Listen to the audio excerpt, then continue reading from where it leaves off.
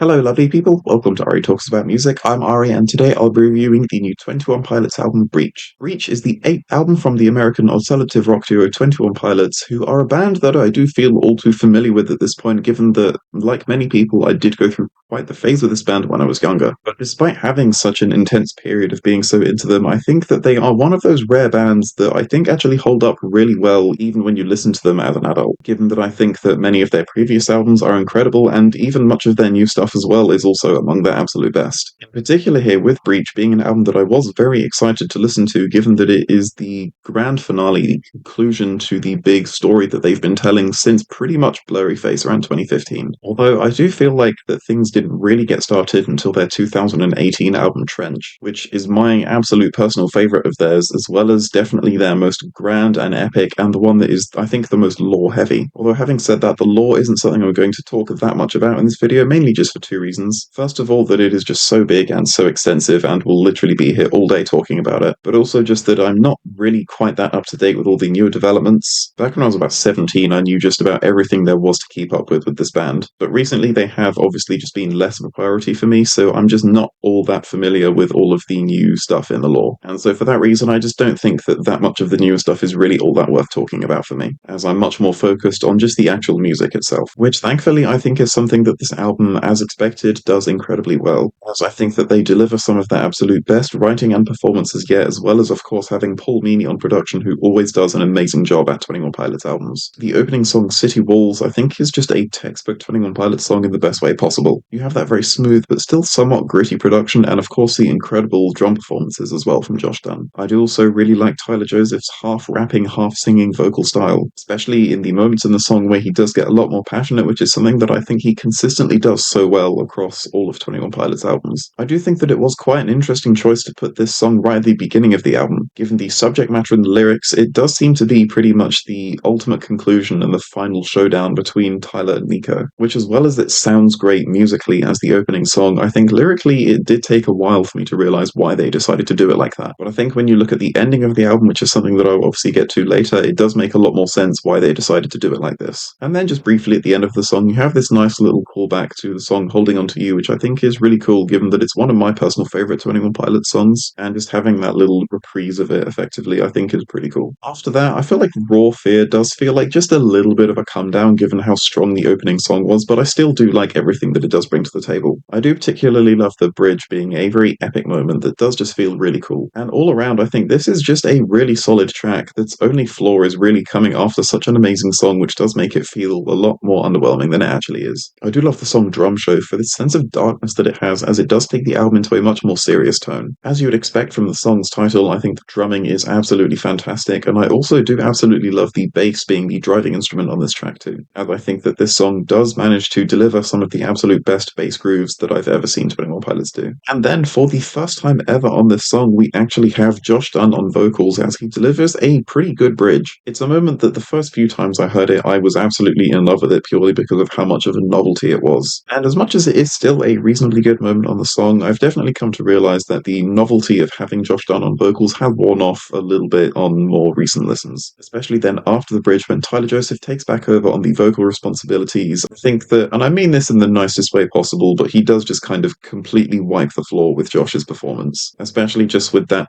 epic scream that he does right after. I think that the song Garbage has a really good hook. It's definitely one I found myself singing to myself quite a bit, even if the song as a whole doesn't stick out quite as much as some of my other favourites. But this is one of those that I do find myself having a deeper appreciation for it just a little bit more every time I come back to it. Just on repeat listens, as you start to notice other smaller details that you might not have heard on your first few listens, particularly things like the string arrangements and the really good backing vocals I think have definitely stood out to me the more I listen to this song. And then moving on to the contract, this has to be absolutely one of my favorites. I absolutely love the way it builds so much tension during the verse, and then of course Tyler's rapping during the pre-chorus is absolutely fantastic and only gets even more passionate onto the main chorus, which I think is one of the absolute best and most punchy and most energetic moments not only on this album but just in the 21 Pilots catalogue as a whole. I think that the vocals are absolutely at their best on this song, having some of just the most passionate and powerful moments I've ever heard, and then the rest of the music, but of course particularly the drumming, I think does an incredible job at keeping up to that passion. And then Downstairs is a song that I will admit does frustrate me slightly given how much potential it had. I do love the way it opens with a very soft and textured intro, but then I do just find the chorus to be very underwhelming. I think it's just a louder moment that just feels a little bit unnecessary, given that I feel like at this point in the album it would have been nice to just have a much softer song all the way through. And especially the fact that I find the hook on the chorus is not really that catchy at all, and I just find it a little bit annoying, to be honest. But I do absolutely love the bridge on this track, which does go back to the kind of style that's shown on the intro, and I do just kind of wish that the entire rest of the song was like that, but unfortunately I think you're just left with a chorus that feels loud when it shouldn't and just doesn't really have a very good hook either. Robot Voices, I think, is definitely one of the most unique songs on the album, being the style that 21 Pilots haven't really done all that much, but I think that they do a really good job on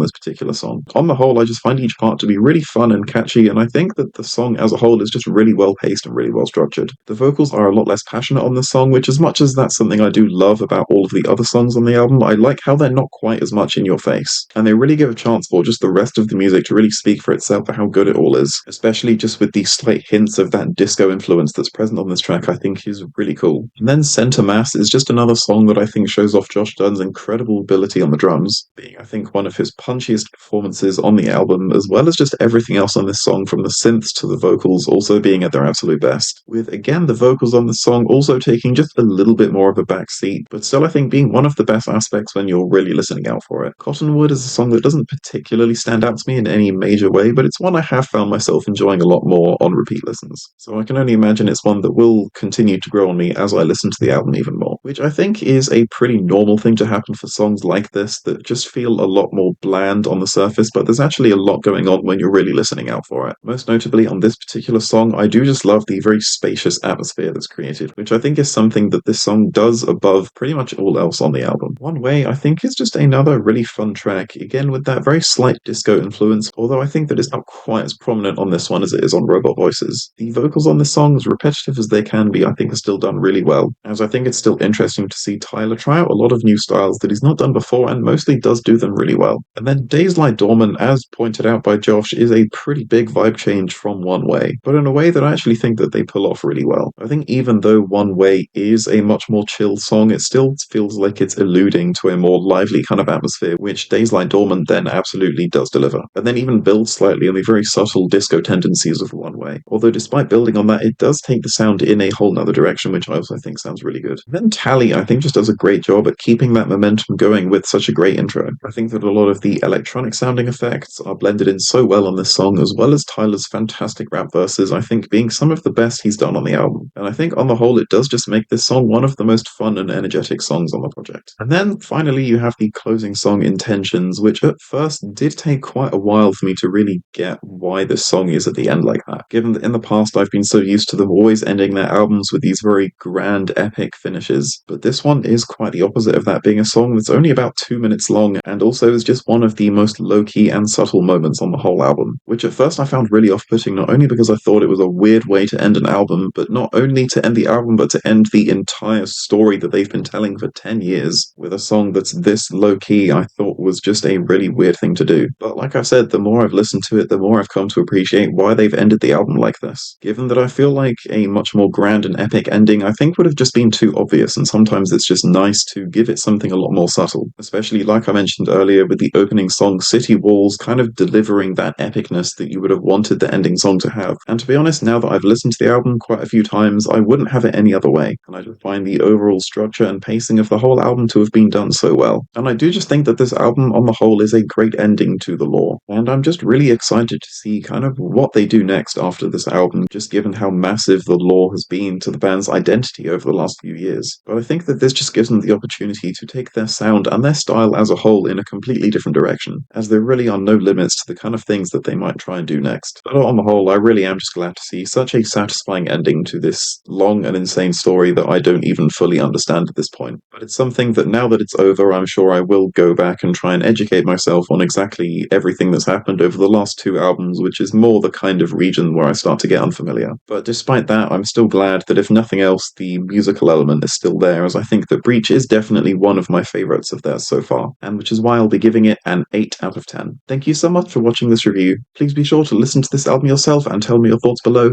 Please leave a like if you liked the video, and please leave a dislike if you didn't like the video, and remember to stay hydrated.